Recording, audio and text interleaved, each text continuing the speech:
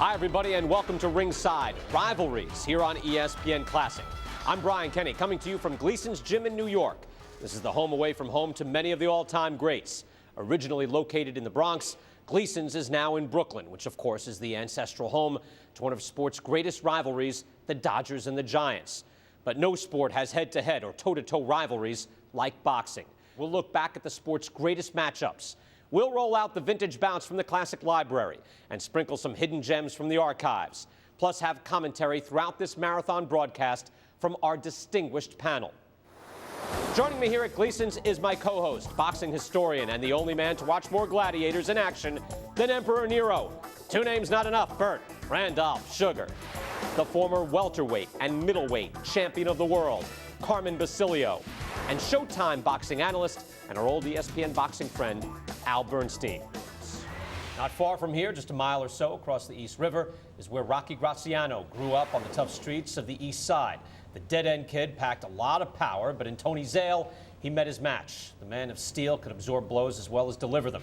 Over a 21-month period from 1946 to 1948, the two middleweights went at each other in three of the most memorable fights ever staged. All right, Bert, tell us about Rocky Graziano. What's he all about? Rocky Graziano was the dead-end kid. He really was. He once told me, he said, I never stole anything that didn't begin with an A. A purse, a car, a train. I mean, he stole. He was really a dead-end kid, and he took that approach into the ring. He was supposed to be in the brig during World War II for having clocked an officer. He escaped, fought under, his name is Rocco Barbella. He fought under the name Graziano. A friend of his name. They were looking for him. He's fighting. And he's fighting. Let me tell you how he's fighting. He knocks out Freddie Red Cochran, the welterweight champion, by holding his neck and beating him with the right hand. He knocks out Al Bummy Davis and then hits him when he's on the floor to further knock him out. He knocks out Marty Servo by standing over him when he gets up, just hitting him. Anything and everything this dead-end kid did, and he became a favorite of the crowd. Carmen, was he that dirty, Graziano? His reputation would be the vicious puncher and very, very tough. And he really was a one-handed puncher. Tell us about the first fight, then. The first fight was unbelievable because the man of steel, Tony Zale, who'd been in the service for 4 years, and the title was frozen during the duration, is what they said. Lewis's was, the middleweight title, Zale's was. Zale comes out, he's an underdog in the first fight at Yankee Stadium. He knocks down Graziano in the first minute. Graziano promptly bounces up and starts beating everything out of him. By the end of the second round, Zale A is down, has to be dragged to his corner. He's broken. He's down for the count of 4 at the bell. In those days, that ended the count. Couldn't come out, but did. And in the third round, he turns it around. Then it's Graziano's turn. They take turns beating each other until the 6th round, when Graziano hits Zale with some murderous punches, and Zale just hits him to the stomach. And Zale had probably the second greatest body attack in the history of boxing behind Billy Patrol. Almost buries his arm up to his elbow in Graziano's midsection. Graziano sinks to the canvas, can't catch his wind, and is counted out for the first time ever in the 6th round. Jump skip second fight, which now is in Chicago. Reason it's in Chicago, Graziano did not report to the commission a bribe attempt which he turned down, but claimed a bad back to even himself with the mob. Asking an awful lot and, at that point in time. And he's banned in New York, but they take the second fight to Chicago.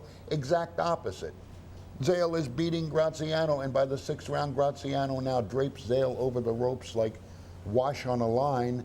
He wins. After the fight, he takes the microphone and says, "Ma, your bad boy did it. Somebody up there likes me." Jump skip to the Paul Newman film. Third fight, and that's where we are. We have two of the greatest warriors who have just done damage to each other over 12 rounds, 6 rounds apiece, meeting for the third time, and Zale is trying to come back to become the first man since Stanley Ketchel to regain the middleweight title. Let's pick it up, Bert. Well done. Rubber match of this trilogy taking place June 10th, 1948, Newark, New Jersey. This is the only fight of the 3 that was filmed, and the savagery of the rivalry is now on full display. Raw, primitive combat. Both men trained hard, of course, for this fight. It's unlikely either one had the remotest chance of going the full 15 rounds, but they went at it to see who would last. Zale, Graziano, 3. and here we are in the rubber match. Rocky put in a light left hand on the chin. Zale feints the left hand. Zale goes into a crouch, so does Graziano. Graziano moves away from a jab, misses a left hand over the head of Zale. Zale is short with a pecking left hand. He drives Rocky to the ropes, driving a left hand to the body, a right to the jaw, a left and a right to the head, another sharp right to the jaw by Zale. Graziano goes in and holds on for a moment, holding Zale against the ropes. And the referee, Paul Cavalier, gets them apart. It's round one for the middleweight championship of the world. Graziano standing up now, straight. Bobs and weaves a little bit, goes in, takes a grazing left hand to the jaw thrown by Zale. Zale moving in on him, wraps his left hand around the head, no damage there. And again, they go in and hold on and are tied up. At long range again, Zale feints the left hand, comes in with a hard left hook to the jaw, and Rocky Graziano is down.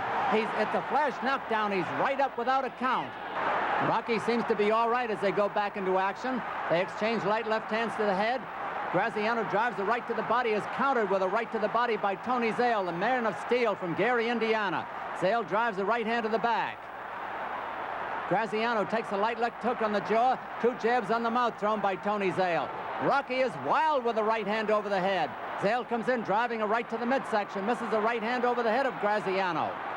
Referee Paul Cavalier goes over and now is getting them out of a clinch. At long range again here in round one. Graziano misses the left over the head, is countered by a left hook on the head by Zale. Zale biding his time, shoots out a jab that's short, a sharp jab on the mouth by Zale, a short right hand to the body, and again they go into close quarters and tie each other up. Parted by the referee, they go back into action. Zale cautiously drives a right to the body, a left hook to the jaw, another left to the head, a right hand to the body by Tony Zale, and Rocky Graziano makes no return. He was down earlier in the round. Graziano takes a light left hook on the jaw, goes in, and they tie each other up in another clinch. The referee having a bit of trouble getting them apart this time. Now at long range again. Graziano shoots out a jab that's short, so does Zale, that's also short. Zale drives a left hook to the head, a connecting left by Tony Zale. He gets under a left by Rocky Graziano, who seems to be off his game at the moment. Graziano feints the left hand, drives the left hook to the jaw of Zale. Zale shoots out a left that's short, takes the left hook on the mouth, drives Graziano back with a left hook on the jaw. Graziano biding his time now, feints the left hand, takes the right to the body, a left hand to the head, and then puts his own left hook to the jaw of Zale as they go in close again. At long range, Graziano out of a crouch misses a sweeping right uppercut, then misses a left hand. He's short with the left.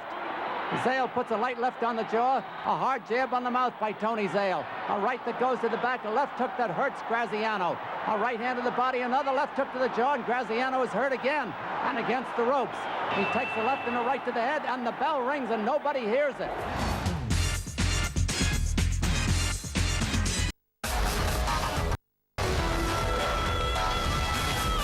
Welcome back to Ringside Rivalries. I'm Brian Kenny. After coming back from the brink of defeat to batter Zale in their second slugfest, Graziano declared that he had won the fight because somebody up there likes me. That, of course, is the title of the film that depicts Graziano's life story. Released in 1956, the film launched the movie career of Paul Newman, who starred as Graziano and also featured Tony Zale in a cameo role as himself. But did you know that another Hollywood legend appeared in the movie as well? Steve McQueen plays one of the young punks from Rocky's neighborhood. It was only his second movie appearance, and he didn't receive a screen credit. Speaking of credit, it's payback time for Tony Zale against his arch rival. Let's get back to their grand finale from 1948 and the bell for round two. Round two for the middleweight championship of the world. Rocky in the dark trunks, Zale in the purple trunks. The referee is Paul Cavalier. Rocky was down in the first round. Let's see how he does now. He's defending his title. Rocky comes in with a wild left that barely reaches the jaw of Tony Zale. Zale calmly drives the right hand to the head. Zale feints the left hand. Rocky coming in on him out of a half crouch, sticks out a left that's short of the mark. Graziano drives the left hand to the jaw. It gets in there. Zale goes into a crouch, gets away from the left. His own left is short. Graziano drives to the right to the body. He takes a left and a right to the jaw by Zale. Graziano is short with the left hand. Zale drives the right to the body. Rocky hooks his own left hand to the jaw.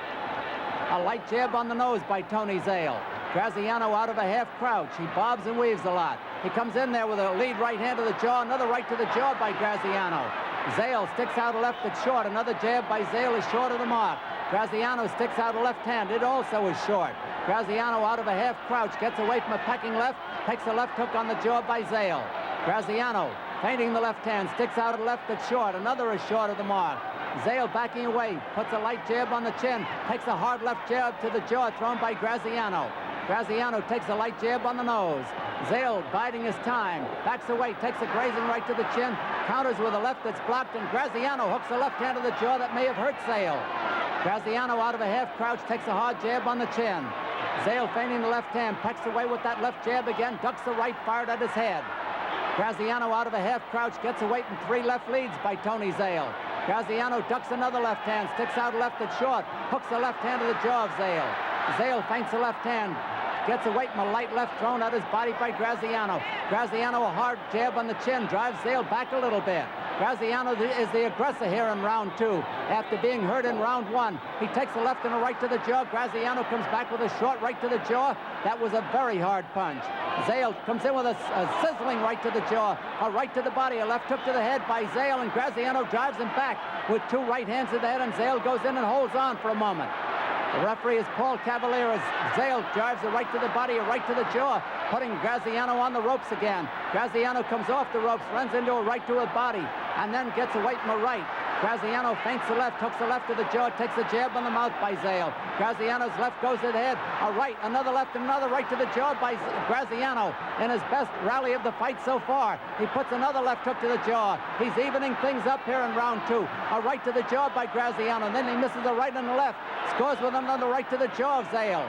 Zale dances up and down, takes a right to the body. His left hand of the body is blocked by Graziano. And again, the referee gets them apart. It's round 2. Zale biding his time, comes in with a hard left hook to the jaw of Graziano at the bell.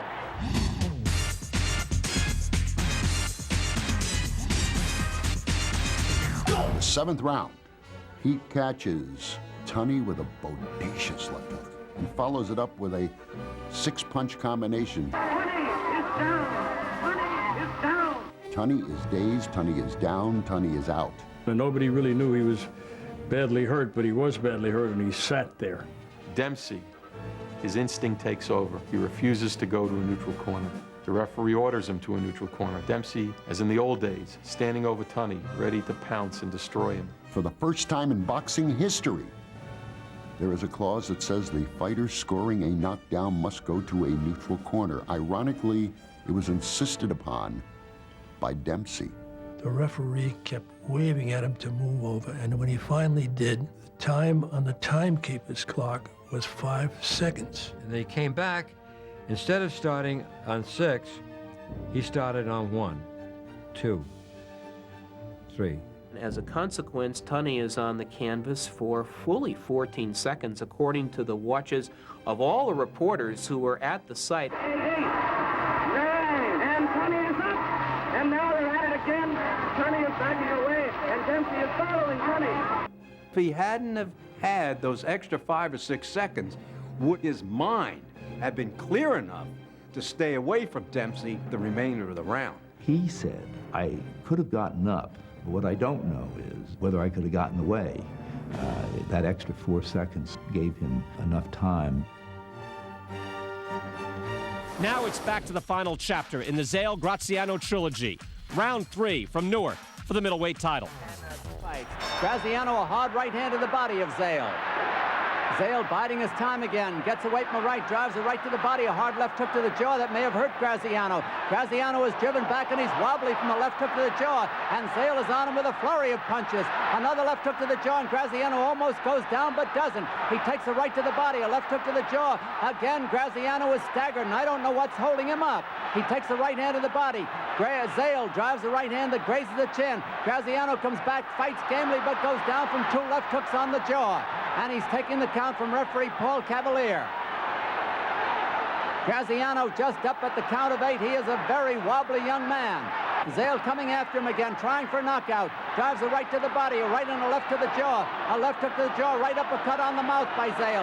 A left hook to the jaw, and Graziano gamely fights back with the left hand to the chin. A right to the body, a left hook to the jaw by Zale again. And Graziano is prone on the canvas.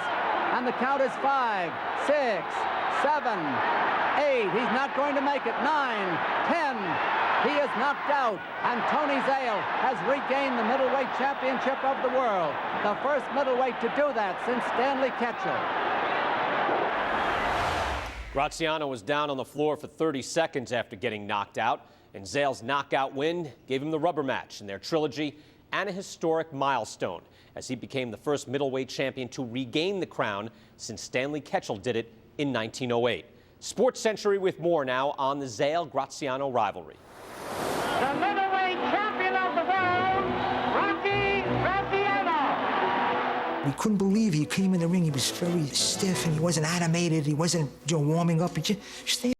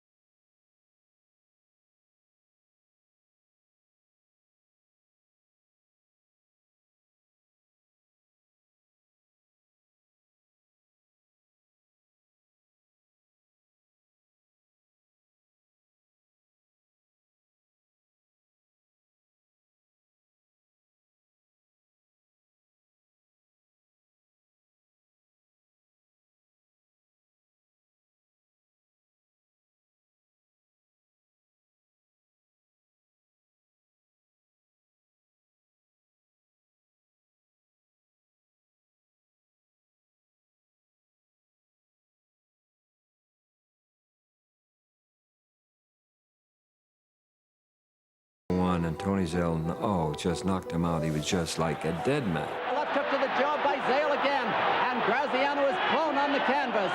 And the count is 5, 6, 7, 8. He's not going to make it. 9, 10. He is knocked out, and Tony Zale has regained the middleweight championship of the world. He and Zale fought a total of 15 rounds in 3 contests. The most exciting 15 rounds in the middleweight division of the century.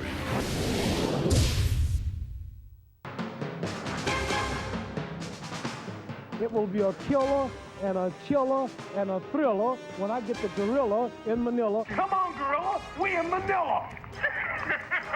He knew that I was tough. He couldn't frighten me with his words, so he went with another tactic of calling me a Tom. And then from Tom, I was ugly. He's so ugly, his face should be donated to the Bureau of Wildlife. He is tough. He's a great fighter. First round. I'm so tired, I don't want to do nothing. I want to rest for 1 week. My hips are sore. My arms are sore. I thought that my man fought a good fight. And I guess we'll be beating each other sometime again, I hope anyway. But when you see him and I, it's always to be a fight. That's a promise.